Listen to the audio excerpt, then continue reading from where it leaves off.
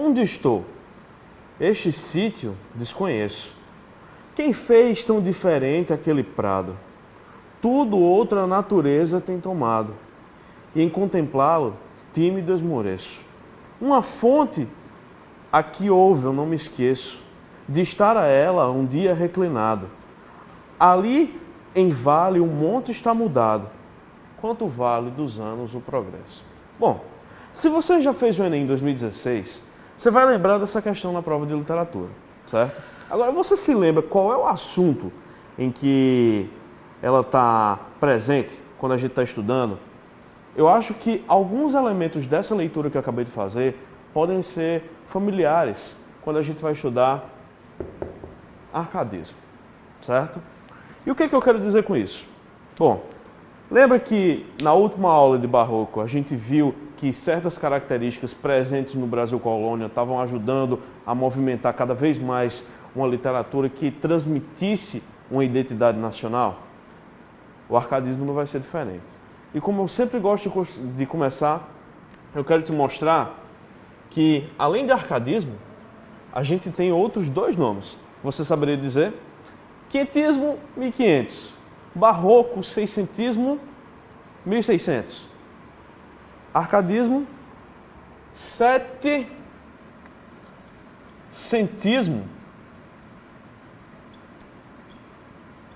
Porque está presente aqui nos anos de 1700. Além de setecentismo, professor, cara, eu já escutei outro nome. Eu também estou ouvindo ele de longe, você gritar aqui. Neoclassicismo. Exatamente, cara. Esse movimento histórico literário, esse momento histórico literário, pode ser conhecido nas provas de vestibulares por esses três nomes, certo? Para você não se confundir. Eu sou o professor Ribamar e o nosso encontro de hoje vai tratar sobre arcadismo, setecentismo, neoclassicismo. Bom, como não existe literatura sem história, hoje eu preparei para você algumas datas importantes e marcantes que vão elucidar isso aqui, certo? Mas, professor, deixa eu te perguntar uma coisa. Qual é a origem do nome arcadismo? Calma que já eu conto.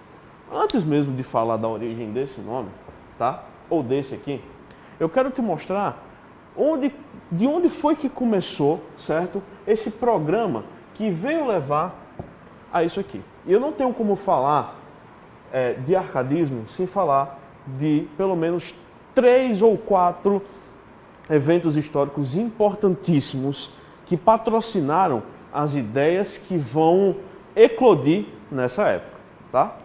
A começar principalmente aqui, ó, em 1776, pela Revolução Americana. Nossa, não sabia que a Revolução Americana tinha uma influência direta com o arcadismo, professor.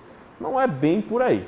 É importante a gente lembrar que, a partir do estopim de outras revoluções que aconteceram no século XVIII, certo?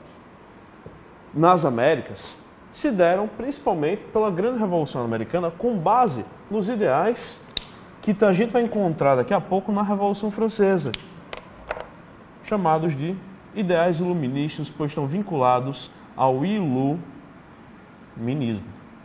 Você se lembra desse momento histórico, filosófico, certo? Estou aqui para te recordar. Foi no século XVIII em que a sociedade ela se encontrou num novo período e num novo patamar dentro do desenvolvimento de ciências e estudos e condutas filosóficas, certo? Porque a gente aqui começa a se despedir do período da Idade Média. A gente começa por meio do iluminismo, faltou um S aqui, a encontrar novos valores e novas formas de conduzir a nossa sociedade. Você se lembra lá do liberté, égalité, fraternité, né? Igualdade, liberdade, fraternidade, enfim, a ordem não importa. Bom, é justamente essa lógica, essa conduta desses valores que vão estar presentes tanto na Revolução Americana de 1776, como também na Revolução Francesa, né? Que a partir da queda da Bastilha, né, e do fim da coroa, da última coroa absolutista que houve na França, certo? Pôde se implantar uma dedicação e uma construção de uma sociedade que prezasse por isso. Então, contratualistas como Rousseau, como John Locke, vão estar cada vez mais deixando a sua marca, como Auguste Comte também, Diderot, vão estar deixando cada vez mais a sua marca, a sua legitimidade em filosofia, em ideais filosóficos, certo? A preocupação com o bem-estar do outro nesse momento, tá já? Então, a Revolução Americana de 1776, ocorrida nas Américas, né, nos Estados Unidos da América, foi também precursora para que em 1789 a França pudesse também aplicar essa ideia de revolução. Mas não se engane. Esse ano, olha como é fácil de decorar, se liga aí. 1789, ano da Revolução Francesa, e não só da Revolução Francesa, como também do que a gente vai ter uma influência direta no arcadismo, que é a Inconfidência Mineira, ou Conjuração Mineira. Se você não está lembrado, eu vou te recapitular aqui rapidinho.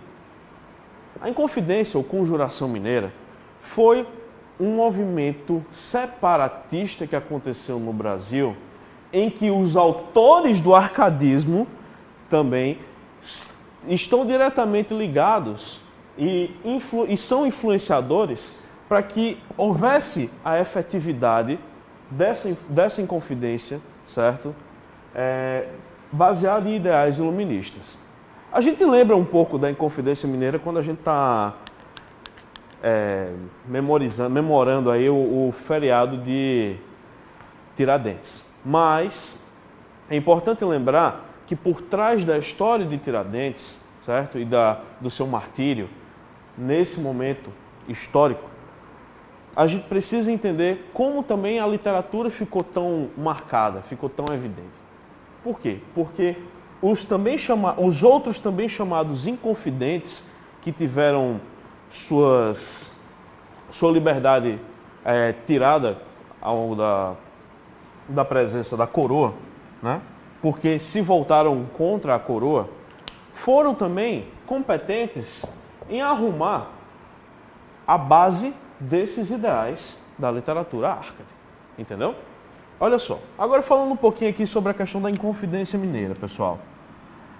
O que isso significa? O que foi? Na época de 1720 até 80, 90, na verdade começou e não teve fim. Minas Gerais era uma região, uma província, que estava cada vez mais em ascensão por conta da extração de ouro, certo? E um dos focos como centro urbano que estava em grande ascensão era justamente Vila Rica, conhecida hoje como Ouro Preto. Por causa disso, a cidade de Vila Rica se viu cada vez mais tendo que agregar valores oriundos, por exemplo, da Revolução Industrial. Você via que o polo da cidade começou a se tornar cada vez mais progressivo, determinando que ou seja, ponto de comércio, né, movimentação de pessoas, ida e vinda de pessoas importantes, né? Então, o estado hoje de Minas Gerais, e principalmente a questão da cidade de Vila Rica, se tornou um centro urbano característico e referência principalmente para a coroa, porque de lá era de onde saiu o ouro. Tanto é que a cidade hoje mudou de nome para Ouro Preto, né, por conta da influência da escravidão, que também era usada para a extração de minérios e outros metais preciosos, pedras preciosas também, né, e pelo próprio ouro que de lá saiu.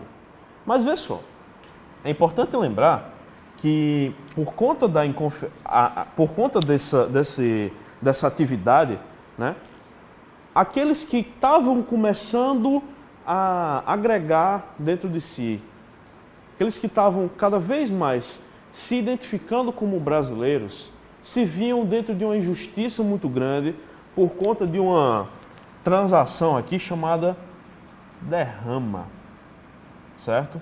E essa derrama aqui era justamente a quantidade de ouro que era precisa ser tirada das Minas Gerais para mandar para a coroa portuguesa. E a Inconfidência Mineira e seus inconfidentes disseram, não, não é assim não. Nem invente, viu? Por quê?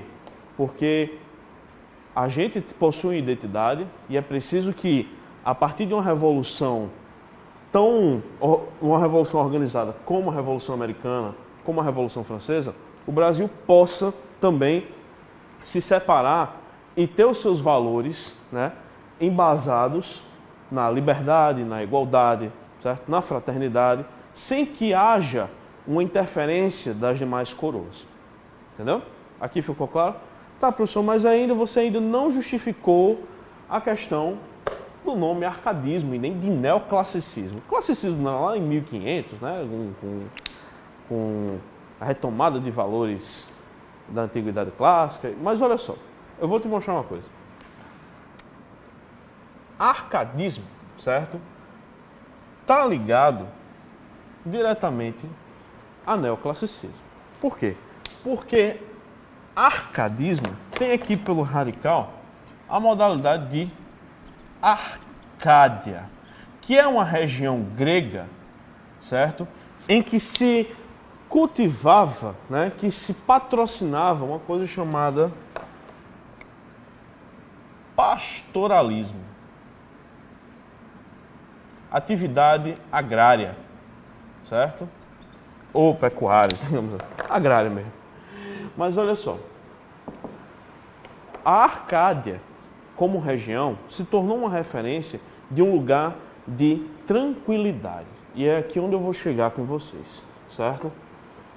Quando a gente vai para as características do arcadismo, eu já falei um pouco, pelo menos, sobre algumas coisas aqui, certo? A gente tem como forma de justificar o próprio nome do movimento, desse momento histórico literário, principalmente porque, por se tratar de uma região grega em que você cultiva essa ideia do pastoralismo, de ser um lugar ameno, de ter paz e tranquilidade, de ter uma vida serena por conta da ligação do homem com a natureza, outros valores, também aqui presentes, certo? Na literatura e nos poemas árcades, vão estar tão marcados que os estudiosos da própria literatura determinaram que um outro nome que a gente pode dar é neoclassicismo.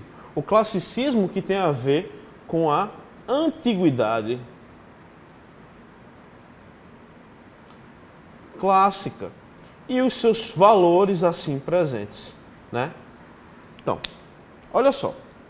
Quando a gente vai para as características do arcadismo, a gente entende que, além dos ideais iluministas que a gente já falou aqui, certo? A gente vai encontrar uma oposição marcante à estética barroca. Você que assistiu minha aula sobre o barroco, percebeu que algumas características marcantes dessa trajetória literária envolvem tanto a linguagem rebuscada, um linguajar difícil, né? O uso cada vez mais frequente de figuras de linguagem, oposição, né? Metrificação. Essas são preocupações que aqui no arcadismo a gente não vai ter. Uma vez que, quando é intenção dos autores árcades romper com a estética barroca, eles precisam marcar isso dentro de uma linguagem simples. E aquele soneto que eu comecei a nossa leitura, certo? Fala tanto sobre uma descrição, quando ele diz assim, onde estou? Este sítio desconheço. Eu acho esse verso muito interessante, uma vez que, por ele a gente nota que o lugar, o ambiente já não é mais um sítio, certo? E que por ele ter se modificado ao longo dos anos, né? Ele se questiona no final, quanto vale dos anos o progresso? Então, a sociedade avançou a tal ponto que se desfez na natureza. E Isso vai ser dito principalmente em poesias, em poemas, dentro daquela estrutura poética do soneto. Sim, aqui estava sendo feito sonetos não com linguajar rebuscado, né, difícil, não com tanta oposição, tanto contraste, mas sim, principalmente, com a linguagem simples, acessível, né, e patrocinada, né, por conta dos Inconfidentes aqui. Já eu vou mencionar uma parte deles. Mas olha só, falei também aqui da presença dos elementos do classicismo, tais como, certo? A figura de deuses dentro da própria poesia, sim. A retomada de elementos que montam a mitologia greco-latina, greco-romana, chame como quiser. Mas sim, eles vão estar aqui presentes. A busca pela perfeição e pela cultura greco-latina. Por quê, professor? Como seria essa busca pela perfeição? Mas isso aqui não era o barroco que estava querendo como responsabilidade? Sim, o barroco ele queria desenvolver uma estética cada vez mais perfeccionista, digamos assim. Mas a perfeição aqui, que a gente está procurando, tem a ver com a vida, ou estilo de vida, ou modo de viver, certo? Quando eu falo principalmente na questão da Arcádia, da cultura greco-romana, né, e da literatura do arcadismo, eu tenho que lembrar da principal característica que a gente encontra, que vai reunir todos esses elementos, na verdade, que é justamente a questão do pastoralismo. Eu tenho começado a falar dele aqui, mas agora está na hora de comentar. É o retrato da natureza na poesia e outras artes como exemplo de vida serena. Exatamente. Então, aquela busca pela perfeição é justamente essa necessidade de encontrar onde é que está essa vida serena. E nas questões de vestibulares que se tratam de arcadismo, a gente encontra a presença marcante de algumas características ou elementos, está presente dentro de algumas máximas latinas que eu acabei escrevendo aqui, que a gente está acostumado a fazer certas leituras, mas é interessante a gente ver qual que é o significado, qual que é o sentido de cada uma para a poesia. Porque elas que vão dar o norte daquela característica. Por exemplo, na leitura do poema que eu fiz, né? Onde estou? Este sítio desconheço, né? Fugere urbem locus amoenos, aura medioctas, inutrilha tuncat. Então, aqui a gente tem a ideia de lugar ameno, né? Como uma forma bucólica da gente poder desenvolver essa característica. Porque o bucolismo tem a ver justamente com isso. Com a natureza. Falar de cenário bucólico tem a ver com a natureza, certo? E vê só, essa lógica aqui do pastoralismo tem influência direta com a necessidade de eu fazer presente esses elementos. Por quê? Porque a primeira máxima que a gente se depara aqui é a fugere urbem, certo? Ou fuga da cidade.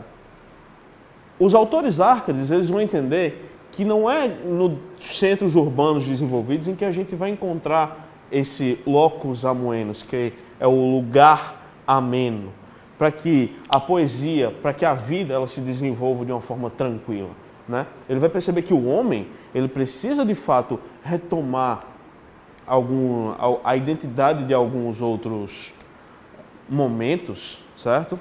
E de alguns outros ambientes, para que ele possa também ser própria fonte de inspiração. A gente vai ver que a poesia de Tomás Antônio Gonzaga, destinada a Marília, ele que na vida real, né, é porque ele trabalha a literatura por meio de pseudônimos, que a gente vai ver já, mas que na vida real, boa parte dos autores do arcadismo eram juristas, tinham suas filosofias, né, eram ligados ao direito, à advocacia e tal. Eles buscam, na identidade dessa poesia, certo? Exatamente esse comportamento, essa conduta de que o campo era justamente o refúgio, a salvação para essa vida tão mundana, né? tão urbana que, no caso, Vila Rica proporcionava. Mas então, o que acontece? Além de fugere urbem locus amoenos, né? a gente tem uma que é bem conhecida, que é Carpe Diem, né? Aproveite o dia, né? Aproveite mais a vida. Relax, certo? Além dela tem Aurea Mediocritas e Inutilia Truncat. Agora preste atenção no que eu vou falar. Inutilia Truncat, no latim, significa cortar o inútil, jogar fora o inútil. E isso aqui bate exatamente com aquela característica que fala da oposição ao barroco. Por quê? Porque a poesia árcade ela não vai querer a presença de elementos tão complexos nos versos ou na sua estrutura que impeçam, ou então que acabem estressando, ou então que impeçam que os autores possam marcar sua identidade de sereno, de tranquilo, tá? O homem aqui ele já deixa de entrar em tantos contrastes, poeticamente falando, para que ele possa principalmente dar voz a essa questão da mediocridade de ouro. O homem mediano, né? A vida mediana. Essa era a grande necessidade, tá joia? Então, além dessas características, a gente passa para algumas peculiaridades que a gente encontra na obra, por exemplo, Marília de Dirceu. É aqui que o arcadismo no Brasil vai ser evidente, principalmente pela idealização da mulher amada, né? A gente vê que o autor Tomás Antônio Gonzaga vai criar uma lira, né, poética só para sua amada Marília de Dirceu. Já? E a gente já começa aqui a ter essa revelação cada vez mais presente de um certo romantismo, né? Ou então de certos romances sendo inaugurados na literatura brasileira. Então, Marília de Dirceu é um marco dessa literatura, uma vez que é interessante a gente ver, inclusive, a própria postura do autor para a sua amada. Por quê?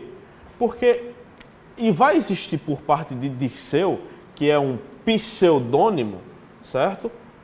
A lógica, o interesse em cortejar, em tentar conquistar Marília, certo? Isso aí é uma coisa muito presente ao longo das estrofes, ao longo dos recortes dessa estrutura, dessa lira que ele prepara para a sua amada. E agora, falando um pouquinho sobre esses pseudônimos e os autores, a gente vê exatamente o cara que eu estava comentando a respeito, Tomás Antônio Gonzaga. Na vida real, ele era um advogado, ele era um jurista, certo? Ele tinha uma vida pública, era um burocrata que, a serviço da coroa portuguesa, aqui no Brasil, lembrando que o Brasil ainda era uma colônia, né? Se viu na necessidade de acompanhar o que estava acontecendo no mundo e tentar inserir, enquadrar esses valores, certo? Dentro, não só da literatura, como também na sua vida.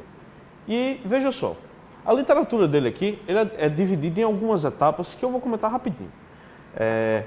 Sobre Marília de Dirceu, a gente já fez uma breve menção, né? Nos exercícios a gente vai conseguir trabalhar algumas questões que vão revelar um pouco desses poemas, mas uma de suas obras, talvez a obra mais importante aqui do arcadismo, chama-se Cartas Chilenas. O próprio nome já é um já é uma enganação aqui, já é um pseudônimo, um falso nome, para os intuitos que Tomás Antônio Gonzaga se viu no interesse de revelar. Por quê? Porque não se tratam de cartas chilenas, mas sim de cartas brasileiras, uma vez que, sob o pseudônimo de Cretilo, Tomás Antônio Gonzaga vai começar a denunciar atos e esquemas de corrupção em Santiago, que na verdade era em Vila Rica, certo? Então, uma das características também presentes dentro da própria obra do arcadismo de Tomás Antônio Gonzaga é essa elaboração de material que de uma forma escondida, disfarçada, poderia chegar a denunciar ou então a descrever o que acontecia realmente dentro do governo de Minas Gerais, certo? Então, e essas cartas eram destinadas, certo, a o seu colega Cláudio Manuel da Costa, certo? Porque aqui a gente vai ver que, dentro das cartas chilenas, quem que ele estava denunciando? O governador que era conhecido como Fanfarrão Minésio, né? Que era Luiz da Cunha Menezes. Já é? E aí, uma vez fazendo essa referência, a gente entra também na poesia de Cláudio Manuel da Costa, que vai se dedicar aos sonetos. Aquele trecho poético que eu li no começo foi de um soneto, tá? E dele, inclusive. E ele vai focar principalmente em estar fazendo esse resgate de como a vida era antes de começar tanto o desenvolvimento urbano, a presença de elementos industriais e o progresso, o desenvolvimento dessas províncias, tá? E o quanto a natureza foi deixada de lado e a vida serena também, já é? E aqui também a gente tem um clássico que vai ser justamente um divisor de águas entre o arcadismo e o romantismo, que vai ficar para a próxima aula, do autor Santa Rita Durão, que era um frei, né? Caramuru. É uma obra poética, né? Que já começa a revelar alguns traços do indianismo. Eu fico por aqui, agradeço demais pela sua presença, tá? E a gente se encontra agora na resolução de exercícios e na próxima aula a gente começa a falar do romantismo.